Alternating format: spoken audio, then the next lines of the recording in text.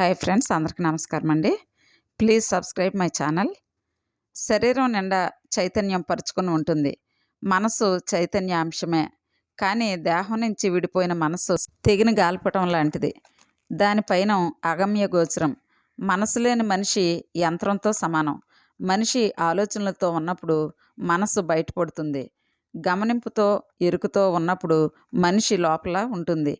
మనసున్న మనిషే మనీషిగా మారుతాడు.